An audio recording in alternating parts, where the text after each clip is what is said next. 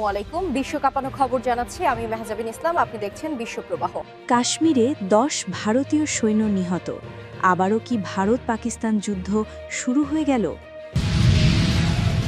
সিরিয়ায় বিদ্রোহীদের হামলায় 11 সেনা নিহত। গ্রিনল্যান্ড নিয়ে ট্রাম্পকে নতুন জবাব ডেনমার্ক প্রধানমন্ত্রীর।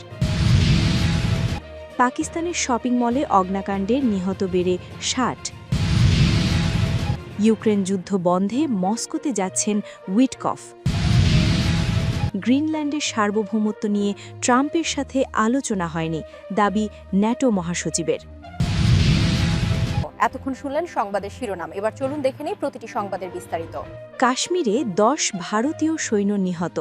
আবারও কি ভারত পাকিস্তান যুদ্ধ শুরু হয়ে গেল? ভারত নিয়ন্ত্রিত জম্মু কাশ্মীরের দোদা জেলায় দেশটির সেনাবাহিনীর একটি গাড়ি নিয়ন্ত্রণ হারিয়ে গিরিখাতে পড়ে অন্তত 10 সৈন্য নিহত হয়েছেন। এই দুর্ঘটনায় আহত হয়েছেন আরও কমপক্ষে 10 জন। বৃহস্পতিবার দেশটির সংবাদ মাধ্যম এনডিটিভির এক প্রতিবেদনে এই তথ্য জানানো হয়েছে। এতে বলা হয়েছে, দোদা জেলায় সেনাবাহিনীর একটি গাড়ি সড়ক থেকে ছিটকে গিরিখাতে পড়ে গেছে। এতে সেনাবাহিনীর 10 সদস্য নিহত এবং 10 জন আহত হয়েছেন। স্থানীয় কর্মকর্তারা বলেছেন, সেনাবাহিনীর সদস্যরা বুলেট প্রুফ ক্যাসপির গাড়িতে করে দোদা জেলায় এক অভিযানে যাচ্ছিলেন। সেখানে যাওয়ার পথে ভাদেরওয়া চাম্বা আন্তঃরাজ্য সড়কের খান্নি এলাকায় রাস্তা থেকে ছিটকে গাড়িটি গিরিখাতে পড়ে যায়।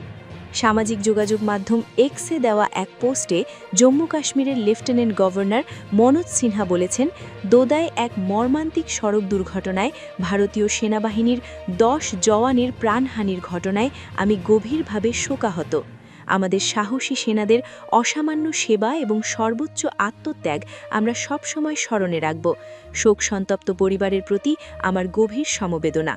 তিনি বলেন, এই গভীর শোকের মুহূর্তে পুরো জাতি শোক সন্তপ্ত পরিবারগুলোর প্রতি সংহতি এবং সমর্থন জানায়। আহত 10 সৈন্যকে বিমানে নিয়ে হাসপাতালে নিয়ে যাওয়া হয়েছে। কাশ্মীরের লেফটেন্যান্ট গভর্নর বলেন, আহতদের সর্বোচ্চ চিকিৎসা নিশ্চিত করতে তিনি ঊর্ধ্বতন কর্মকর্তাদের প্রয়োজনীয় নির্দেশ দিয়েছেন। সিরিয়ায় বিদ্রোহীদের হামলায় 11 সেনা নিহত। যুদ্ধবিরতি কার্যকর হওয়ার প্রথম দিনেই সিরিয়ান ডেমোক্রেটিক ফোর্সেস বা এসডিএফ ওয়াইপিজির হামলায় 11 সেনা নিহত হয়েছেন। এ সময় আহত হয়েছেন আরও অন্তত 25 জন। বুধবার 21 জানুয়ারি সিরিয়া সরকারের বরাতে আনাদোলা এজেন্সির এক প্রতিবেদনে এই তথ্য জানানো হয়েছে। আল আকবারিয়া টিভির খবরে বলা হয়, পূর্ব উত্তরাঞ্চলের হাসাকা প্রদেশের আল ইয়ারুবিয়া এলাকায় 7 সেনা নিহত হয়েছেন। এছাড়া হাসাকার দক্ষিণে মাউন্ট আব্দুল আজিজ এলাকায় 2 জন এবং আলিপ্পুর পূর্বে সিরিন এলাকায় আরও 2 জন নিহত হয়েছেন। সিরীয় প্রতিরক্ষা মন্ত্রণালয়ের বরাতে রাষ্ট্রীয় বার্তা সংস্থা সানা জানিয়েছে, হাসাকা গ্রামাঞ্চলের আল ইয়ারুবিয়া দ্বীপ্রান্ত এলাকায় এসডিএফের চালানো ড্রোন হামলায় 7 সেনা নিহত এবং অন্তত 20 জন আহত হন। মন্ত্রণালয় জানিয়েছে, ওই এলাকায় সেনারা তল্লাশি চালানোর সময় বিস্ফোরক এবং ড্রোন অস্ত্র তৈরির একটি কারখানা আবিষ্কার করে। সেখানে ইরানে তৈরি একাধিক ড্রোন পাওয়া যায়। এসডিএফ এগুলো অস্ত্রসজ্জিত করার প্রস্তুতি নিচ্ছিল। তবে কারখানাটির নিরাপত্তা নিশ্চিত করার সময় এসডিএফ একটি আত্মঘাতী ড্রোন হামলা চালায়। এ সময় 7 সেনা নিহত এবং 20 জন আহত হন বলে দাবি করা হয়। সিরীয় সেনাবাহিনীর অপারেশন কমান্ডের একটি বিবৃতিতে বলা হয়, যুদ্ধবিরতি চুক্তি কার্যকর হওয়ার 20 ঘণ্টার মধ্যেই এসডিএফ বাহিনী সেনাবাহিনীর বিভিন্ন অবস্থানে একাধিক হামলা চালায়।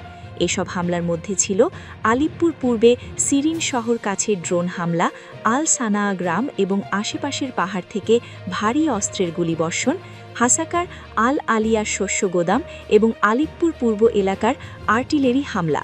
এতে অন্তত 2 সেনা নিহত এবং বেশ কয়েকজন আহত হন বলে জানা গেছে। বিবৃতিতে বলা হয়, হাসাকা প্রদেশের মাউন্ট আব্দুল আজিজের দক্ষিণে এসডিএফ 3টি সাজোয়া যান এবং একাধিক সামরিক যান নিয়ে হামলা চালায়। মধ্যরাতের পর 2 ঘণ্টারও বেশি সময় ধরে চলা সংঘর্ষে আরও 2 সেনা নিহত হন এবং একটি সেনা ট্যাঙ্ক ধ্বংস হয়। এছাড়া সিরিনের কাছে সামরিক যান লক্ষ্য করে আত্মঘাতী ড্রোন হামলায় একটি যান সম্পূর্ণ ধ্বংস এবং অন্যটি পুড়ে যায় বলে জানায় সেনাবাহিনী। গ্রিনল্যান্ড নিয়ে ট্রাম্পকে নতুন জবাব ডেনমার্ক প্রধানমন্ত্রীর। গ্রিনল্যান্ডের মালিকানা পেতে অবিলম্বে আলোচনা শুরু করার তাগিদ দিয়েছেন মার্কিন প্রেসিডেন্ট ডোনাল্ড ট্রাম্প। বুধবার সুইজারল্যান্ডের দাভোসে বিশ্ব অর্থনৈতিক ফোরামের ভাষণে এই তাগিদ দেন ট্রাম্প। এদিকে একদিন পরই বিষয়টির জবাব দিয়েছেন ডেনমার্কের প্রধানমন্ত্রী মেটে ফ্রেডেরিকসেন। এক বিবৃতিতে তিনি বলেন, ডেনমার্ক ও গ্রিনল্যান্ড সম্পর্কিত বিষয়গুলোতে কেবল তারা নিজেরাই সিদ্ধান্ত নিতে পারে। তিনি বলেন, আর্কটিকের সুরক্ষা সমগ্র ন্যাটো জোটের বিষয়, অতএব এটি ন্যাটোর মহাসচিব এবং যুক্তরাষ্ট্রের প্রেসিডেন্টের মধ্যেও আলোচনা হওয়া ভালো এবং স্বাভাবিক।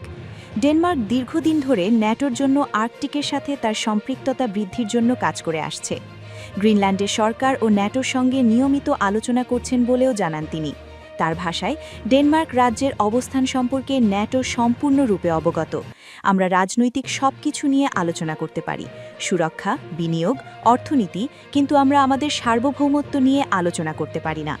মেটে ফ্রেডেরিকসেন বলেন, অবশ্যই ডেনমার্ক ও গ্রিনল্যান্ড সম্পর্কিত বিষয়গুলোতে কেবল ডেনমার্ক ও গ্রিনল্যান্ডই সিদ্ধান্ত নিতে পারে। তিনি আরও বলেন, ডেনমার্ক তার মিত্রদের সাথে একটি গঠনমূলক সংলাপে অংশ নিতে চায়, যেখানে আমরা কিভাবে আর্কটিকের সুরক্ষা জোরদার করতে পারি সেই বিষয়ে আলোচনা হতে পারে। তবে শর্ত থাকে যে এটি আমাদের আঞ্চলিক অখণ্ডতার প্রতি শ্রদ্ধা রেখে যাতে করা হয়। এদিকে ডেনমার্কের স্বায়ত্তশাসিত অঞ্চল গ্রিনল্যান্ড দখলে এতদিন সব পথ খোলা রেখেছিলেন প্রেসিডেন্ট ডোনাল্ড ট্রাম্প। ডেনমার্কের সঙ্গে আলোচনা, গ্রিনল্যান্ডবাসীকে অর্থের প্রলোভন এবং সামরিক শক্তি প্রয়োগের মতো অপশন হাতে ছিল তার। তবে বুধবার দাভোসে দেওয়া ভাষণে ট্রাম্প বলেছেন তিনি দ্বীপটি পেতে বল প্রয়োগ তথা সামরিক শক্তি ব্যবহার করবেন না। যদিও ট্রাম্প দাবি করেছেন তার দেশ ও বৈশ্বিক সুরক্ষা নিশ্চিত করতে গ্রিনল্যান্ডকে যুক্তরাষ্ট্রের নিয়ন্ত্রণে আনতেই হবে। তবে তিনি বলেছেন সেই লক্ষ্য পূরণে বল প্রয়োগের প্রয়োজন হবে না। মার্কিন প্রেসিডেন্টের ভাষায়, আমি যদি অতিরিক্ত শক্তি ও বল প্রয়োগের সিদ্ধান্ত না নেই তাহলে হয়তোবা আমরা কিছুই পাব না, তবে বল প্রয়োগ করলে আমরা কিন্তু অপ্রতিরোধ্য হব। এরপরই তিনি বলেন, কিন্তু আমি তা করব না। গ্রিনল্যান্ড সম্পর্কে যে বড় সিদ্ধান্ত জানিয়ে দিয়েছেন তা বোঝাতে কিছু সময় পরই ট্রাম্প বলেন, সম্ভবত এটা আমার দেওয়ার সবচেয়ে বড় বক্তব্য। মানুষ ভাবছিল আমি বল প্রয়োগ করব, আমাকে বল প্রয়োগ করতে হবে না। আমি বল প্রয়োগ করতে চাই না, আমি বল প্রয়োগ করব না। পাকিস্তানের শপিং মলে অগ্নিকাণ্ডে নিহত বেড়ে ৬০ জনে। পাকিস্তানের করাচির গুল প্লাজা শপিং মলে অগ্নিকাণ্ডে নিহতের সংখ্যা বেড়ে ৬০ জনে দাঁড়িয়েছে। কাতার ভিত্তিক সংবাদ সংস্থা আল জাজিরার প্রতিবেদনে বলা হয়, বুধবার জনকলিং টুলঘাসে বের করে আনা হয় আরও বহু মরদেহ। পুড়ে যাওয়া একটি দোকান থেকেই উদ্ধার করা হয় ৩০টিরও মতো মরদেহ। দোকানটি ক্রোকারি পণ্যের দোকান ছিল বলে জানা গেছে। ধারণা করা হচ্ছে এখনও প্রায় অর্ধশত মরদেহ ধ্বংসস্তূপের ভেতরে রয়েছে। এর আগে শনিবার ১৭ জানুয়ারি রাতে করাচির জিন্না রোডের গুল প্লাজা নামক শপিং মলে অগ্নিকাণ্ডের ঘটনা ঘটে। দ্রুতই তা ছড়িয়ে পড়ে পুরো ভবনে। ভেতরে আটকা পড়েন ক্রেতা বিক্রেতা সহ বহু মানুষ। প্রায় ২৪ ঘণ্টা পর আগুন নিয়ন্ত্রণে আসে। অভিযোগ ওঠে, অগ্নিকাণ্ডের পর দ্রুত ব্যবস্থা না নেওয়ার কারণেই পরিস্থিতি ভয়াবহ রূপ নেয়। এদিকে প্রাথমিক তদন্তে জানানো হয়, বৈদ্যুতিক গোলযোগ থেকে আগুনের সূত্রপাত হয়েছে। ইউক্রেন যুদ্ধ বন্ধে মস্কোতে যাবেন উইটকপ।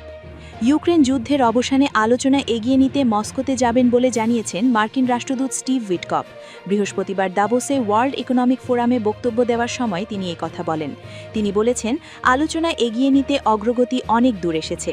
যদি উভয় পক্ষ একমত হয় তাহলে যুদ্ধ বন্ধে সমাধানের পথে যেতে পারি। মার্কিন রাষ্ট্রদূত বলেন, ইউক্রেনে একটি শুল্কমুক্ত অঞ্চল তৈরি করা দেশের অর্থনীতির জন্য গেম চেঞ্জিং হবে। এদিকে ক্রেমলিন জানিয়েছে তারা ইউক্রেনের যুদ্ধ শেষ করার জন্য উইটকপের কূটনৈতিক প্রচেষ্টার প্রশংসা করেছে, তবে চুক্তি সম্পাদন হওয়ার ব্যাপারে তার ঘোষিত আশাবাদ সম্পর্কে কোনো মন্তব্য করেনি।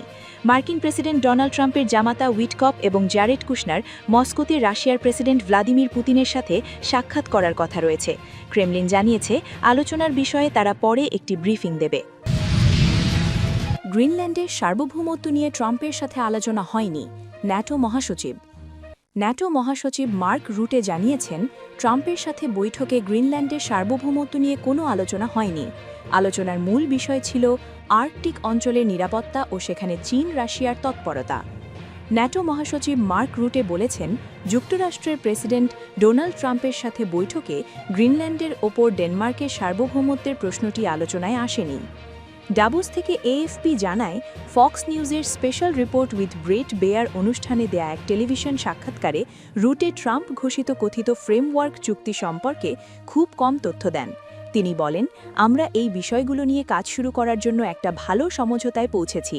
এ সময় তিনি এএফপিকে আগে দেওয়া মন্তব্যের পুনরাবৃত্তি করে জানান, প্রকৃত কোনো চুক্তিতে পৌঁছাতে এখনও অনেক কাজ বাকি।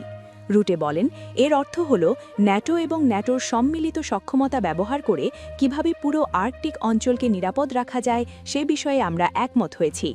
সাক্ষাৎকারে তাকে প্রশ্ন করা হয়, এই চুক্তির আওতায় গ্রিনল্যান্ড কি ডেনমার্কের অংশ হিসেবেই থাকবে? জবাবে রুটে বলেন, আজ রাতে প্রেসিডেন্টের সাথে আমার আলোচনায় এই বিষয়টি আর উত্থাপিত হয়নি।